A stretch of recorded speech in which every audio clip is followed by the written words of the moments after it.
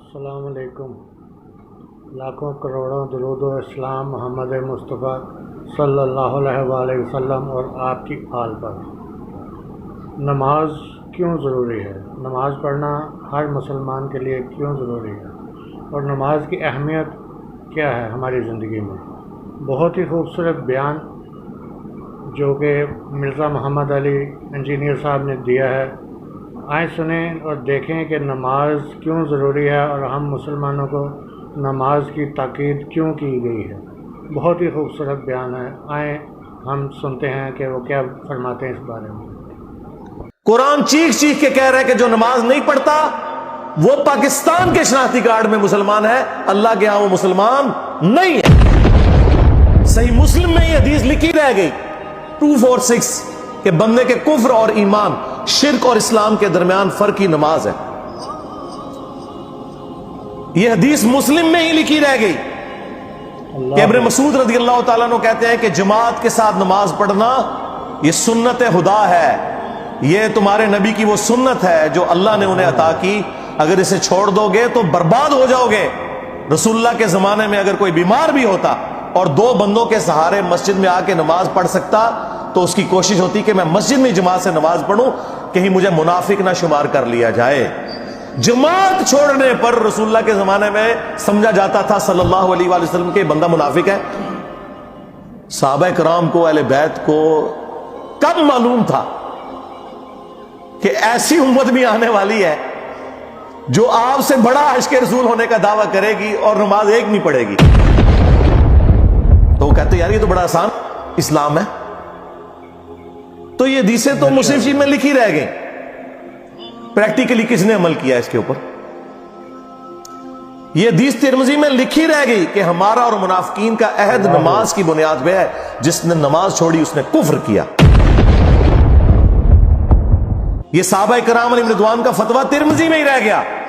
عبداللہ بن شقیق تابعی کہتے ہیں کہ صحابہ کرام علیہم رضوان تارک الصلاۃ کے سوا کسی کی تکفیر نہیں کرتے تھے، صرف بے نمازی کو وہ کافر سمجھتے تھے، باقیوں کو وہ تمام غلطیوں کے باوجود مسلمان تصور کرتے تھے۔ اب اندازہ کریں، یہ ترمذی میں لکھا رہ گیا جناب۔ ہاں، ہم جب چیخ چیخ کے یہ باتیں بیان کرتے ہیں لوگ کہتے ہیں یار یہ کس قسم کی باتیں کر رہے ہیں، یہ کہاں پہ لکھی ہوئی ہے؟ سرکار کتابوں میں لکھی ہوئی ہے۔ یہی تو ہم آپ سے کہہ رہے ہیں کہ مرنے سے پہلے اے مسلمان کر لے اس پہ غور، کتابوں کا خدا اور ہے، بابوں کا خدا اور۔ یہ حدیث ابو داؤد میں ہی لکھی رہ گئی کہ بچہ جب 7 سال کا ہو جائے تو اسے نماز کا حکم دو اور نہ پڑھے 10 سال کی عمر میں اسے سزا بھی دو، اور 10 سال کے بچوں کے بستر بھی الگ کر دو۔ یہ ابو داؤد میں لکھی رہ گئی حدیث، عمل کس نے کیا؟ یہ حدیث ابن ماجہ میں لکھی رہ گئی کہ نبی علیہ السلام نے فرمایا اے معاذ اللہ کے ساتھ شرک نہ کرنا، خواہ تمہارے ٹکڑے ٹکڑے کر دیے جائیں، تمہیں قتل کر دیا جائے، سولی دے دیا جائے یا آگ میں زندہ جلا دیا جائے، شرک نہ کرنا۔ یہ پہلی نصیحت۔ اسی حدیث میں دوسری نصیحت، نماز نہ چھوڑنا۔ تمہارا اللہ کے ساتھ عہد نماز کی بنیاد پہ ہے، اگر تم نے نماز چھوڑ دی تو اللہ کا ذمہ اٹھ گیا تم سے۔ اور تیسری چیز فرمایا شراب نہ پینا، یہ تمام برائیوں کی جڑ ہے۔ تو یہ حدیثیں تو لکھی رہ گئی سرکار۔ یہ حدیث مسند احمد میں ہی لکھی رہ گئی کہ نبی علیہ السلام نے فرمایا کہ نماز قیامت کے دن نمازی کے لیے دلیل، نجات اور نور ہوگی، اور جو نماز نہیں پڑھتا قیامت کے دن نہ اس کے لیے کوئی دلیل ہوگی اللہ کے حضور بچنے کی، نہ نجات اور نہ کوئی روشنی، نور جو پولیس رات سے گزرنے کے لیے قرآن میں آیا نا، وہ نور۔ اور پھر نبی علیہ السلام نے فرمایا کہ بے نمازی کا حشر اسی حدیث میں آتا ہے، فرعون، قارون اور حامان اور امیہ ابن خلف کے ساتھ ہوگا۔ ہاں جی، کچھ بھی ہے تیرے محبوب کی امت سے ہے۔ محبوب تو پہلے ہی بتا گئے ہیں کہ بے نمازی تیرا حشر تو فرعون کے ساتھ ہونا ہے، تیرا حشر قارون کے ساتھ ہونا ہے، امیہ ابن خلف کے ساتھ ہونا ہے۔ اور یہ تو میں آپ کو صرف ایک بات کر رہا ہوں، اب اگر میں قرآن کی توحید بیان کرنا شروع کروں تو قرآن کے پہلے صفحے کا ٹیسٹ دنیا کے کروڑوں مسلمان پاس نہیں کر سکتے، ایاک نعبد و ایاک نستعین. یہ قرآن میں لکھا رہے گا. ماشاءاللہ فجر کی نماز میں یہ پڑھ کے نکلتا ہے اور مسجد کے ساتھ جو دربار ہے ریگولرلی حاضری دے کے اس بابے سے بھی مانگ کے گھر آتا ہے. تو کیا نماز تو پڑھی؟ تو مسلمان ہے. تیری ہر نماز کی ہر رکعت میں تو یہ نہ پڑھے تیری نماز ہی نہیں ہوتی. ایاک نعبد و ایاک نستعین. اے اللہ عبادت بھی تیری کریں گے, دعا بھی تجھی سے مانگیں گے, مدد بھی تجھی سے مانگیں گے. یہاں مدد مانا دعا کے, لیکن یہاں مولویوں نے پھر پٹی پڑھا دی. ان کا نہیں جی امی سے روٹی نہ مانگے. اندازہ کریں قرآن کا مذاق اڑا رہے ہیں, حالانکہ انہیں پتہ ہے کہ قرآن میں یہ آیت موجود ہے وَتَعَاوَنُوا عَلَى الْبِرِّ وَالتَّقْوَى وَلَا تَعَاوَنُوا عَلَى الْإِثْمِ وَالْعُدْوَانِ. نیکی اور پرہیزگاری کے کاموں میں ایک دوسرے کی مدد کرو اور برائی میں الگ رہو. قرآن نے بتایا ہے کہ اللہ نے دنیا کو اسباب کے ساتھ جوڑا ہوا ہے. یہاں ایاک نستعین میں دعا کے اعتبار سے بتایا جا رہا تھا کہ غیر اللہ سے نہیں کرنی. ظاہری اسباب کا تو قرآن میں حکم ہے, لیکن دیکھ لیں. اور پھر جس شان سے اللہ تعالیٰ نے سورۃ النمل میں ذکر کیا, حیران کن بات آپ کو بتاؤں, اہل تشیع کے ہاں صبح و شام کی دعاؤں میں سنت اذکار میں سورۃ النمل کی آیت نمبر 62 پڑھی جاتی ہے. ترجمہ نہیں کا بھی کسی نے پڑھا. اور ہمارے جن اسٹوڈنٹس نے پڑھا جو شیعہ مکتب سے تعلق رکھتے تھے, کیونکہ میں نے اس آیت کو اتنی دفعہ کوٹ کیا, انہوں نے کہا ہم تو یہ صبح شام پڑھتے ہیں. ترجمہ پڑھا تو انہوں نے کہا یار یہ آیت پڑھ کے بھی سب سے زیادہ شرک ہم کر رہے تھے, کیونکہ اس آیت کے اندر کیا لکھا ہے, امن یجیب المضطر اذا دعا. بھلا بتاؤ کون ہے جو تکلیف میں گھرے ہوئے شخص کی فریاد کو سنتا ہے, وَيَكْشِفُ السُّوءَ, اور اس سے اس کی برائی کو تکلیف کو دور کر دیتا ہے, وَيَجْعَلُكُمْ خُلَفَاءَ الْأَرْضِ, اور تمہیں اگلوں کا خلیفہ کرتا ہے زمین پر, تمہارے ماں باپ کے مرنے کے بعد تم, تمہارے مرنے کے بعد تمہاری اولاد کو. اِلَٰهٌ مَّعَ اللَّهِ, کیا اللہ کے ساتھ کوئی اور معبود بھی ہے؟ قَلِيلًا مَّا تَذَكَّرُونَ, لیکن بہت کم ہی تم نصیحت حاصل کرتے ہو. بالکل صدق اللہ العظیم, بہت کم لوگوں نے نصیحت حاصل کی. اس آیت میں کلیئر کٹ لکھا ہے کہ جو اللہ کے سوا کسی اور سے دعا کرتا ہے گویا وہ اسے خدا بنائے ہوئے ہے. یا علی مدد کا مطلب سادہ نہیں ہے, اس کا مطلب ہے کہ آپ نے مولا علی کو اللہ کے مقابلے پر خدا تصور کر دیا. نہیں جی ہم تو انہیں اللہ کا بندہ مانتے ہیں. نہیں جناب, قرآن تو یہ کہتا ہے کہ اللہ کا بندہ مان کے یا بغیر بندہ مان کے. جب تمہارا یہ عقیدہ ہے کہ اللہ کے سوا کوئی تمہاری تکلیف دور کر سکتا ہے, جی پیچھے اللہ ہی ہے. اچھا اللہ پیچھے رکھنے سے, یہ دیکھیں حدیث میں لکھا ہوا ہے نماز کا طریقہ. اور نہیں جی ہمارے امام صاحب نے بھی تو وہی کچھ بتایا نا, پیچھے تھے اتنے بھی نبی علیہ السلام نے. نبی علیہ السلام پیچھے رکھنے کے لیے, میرے نبی صاحب ہے ہی کوئی نہیں, تیرے بابے تھے شاہ ہی کوئی نہیں. اللہ پیچھے, رسول پیچھے, آگے تمہارے بابے. عزتیں اویل کی ہیں تم نے اللہ اور اس کے رسول کے نام کے اوپر, چندے کھائے ہیں تم نے رسول اللہ کے نام کے اوپر صلی اللہ علیہ وآلہ وسلم, سواریاں سوار کی ہیں تم نے مکے اور مدینے کے نام کے اوپر, اور غداری کی ہے اپنے دین کے ساتھ. ممبروں پہ چڑھ کے کہتے ہو قرآن و حدیث ڈائریکٹ نہ پڑھنا گمراہ ہو جاؤ گے. واہ, سبحان اللہ. یہ کوئی یہودی یا نصرانی آ کے بات کرے ہم منہ توڑ دیں. جس طرح آج آگ لگانے کے اوپر قرآن کو ہمیں کتنا غصہ چڑھا ہوا ہے. تیرا مفتی ہر جمعے کو کھڑا ہو کے کہ قرآن اور بخاری ڈائریکٹ نہ پڑھنا گمراہ ہو جاؤ گے. آگ تو یہ لگا رہا ہے, وہ آگ تو ایک دن تھی, اس سے کوئی فرق نہیں پڑا. قرآن کے ملینز آف کاپیز دنیا میں موجود ہیں, ملینز آف حافظ قرآن ہے. قرآن کو کوئی آگ نہیں لگا سکتا, دنیا سے ختم نہیں کر سکتا. اصل جو چور چھپا ہوا ہے وہ تیرے اندر چھپا ہوا ہے. جو یہ علماء ہیں شیاطین, جنات اور انسانوں میں سے شیاطین, جو تمہیں یہ کہہ رہے ہیں قرآن حدیث ڈائریکٹ نہ پڑھنا گمراہ ہو جاؤ گے, اور تم کہتے ہو مفتی صاحب نے فرما دیا. سبحان اللہ.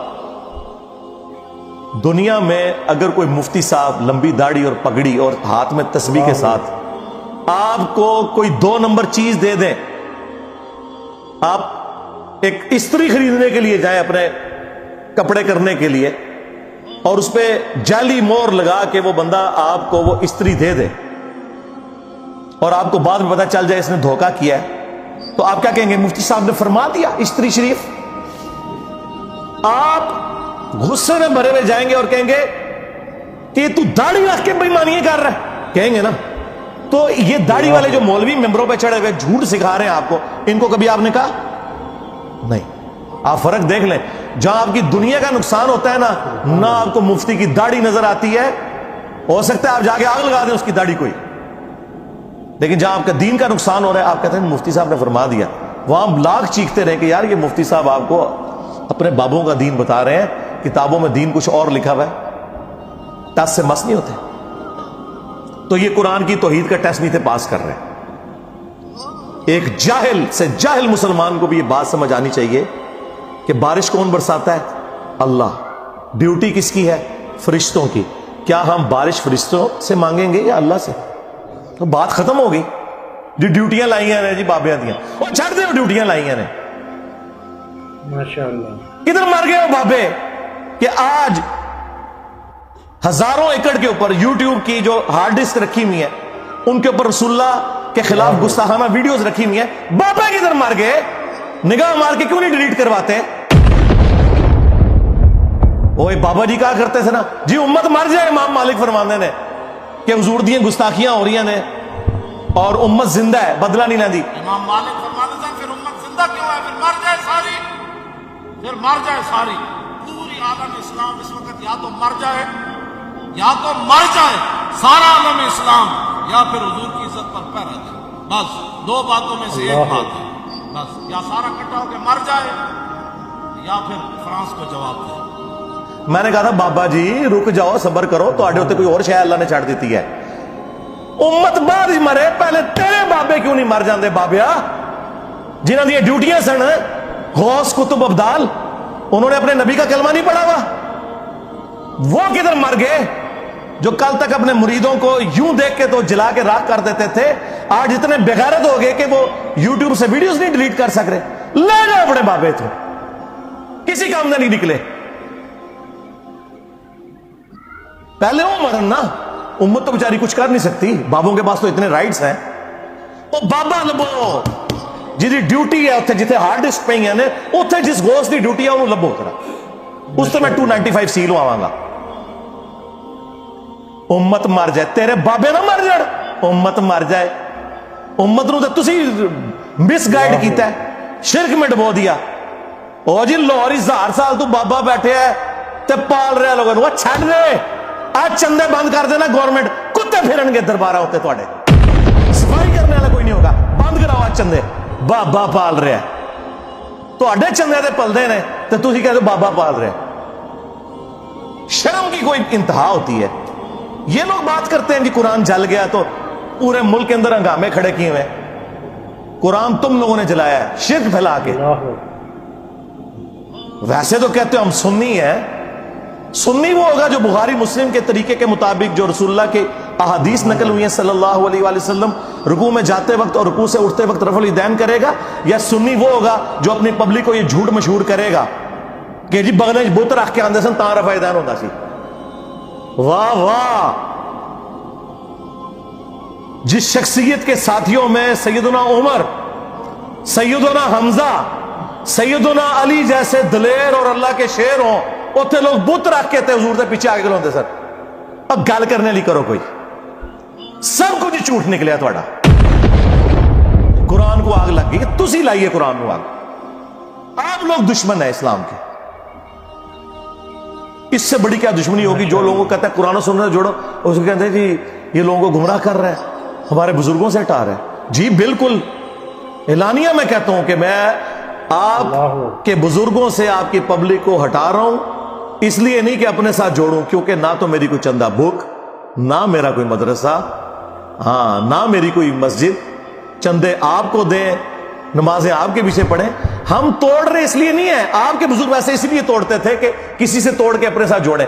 اصل میں نا انہوں نے یہی جرم کیا، یہ سمجھتے ہیں دوسرے بھی یہی کچھ کرتے ہیں. بندہ خود چور ہے نا دوسرے کو ہی سمجھتا ہے. یہ آپ صحیح کہہ رہے ہیں، یہ ایسے ہی ہوتا رہا. لیکن آج جو شخص آپ پہ اللہ تعالیٰ نے مسلط کیا ہے نا، یہ شخص آپ کے بزرگوں سے توڑ کے اپنے ساتھ نہیں جوڑ رہا، یہ اس کے ساتھ جوڑ رہا ہے جس کی قبر مدینے میں صلی اللہ علیہ وآلہ وسلم. صلو علی محمد و آل محمد، اللہم صلی علی محمد و علی آل۔ تو دیکھا دوستو آپ نے کتنا خوبصورت بیان جو میاں مرزا محمد علی انجینئر صاحب نے کیا نماز کے بارے میں۔ نماز ایک بہت ہی اہم رکن ہے ہماری زندگی کا۔ دین اسلام میں نماز کے بغیر مسلمان ہونا ممکن ہی نہیں ہے۔ بہت ہی خوبصورت بیان تھا۔ اللہ تعالی ہم سب کو اس پر عمل کرنے کی توفیق عطا فرمائے، آمین ثم آمین۔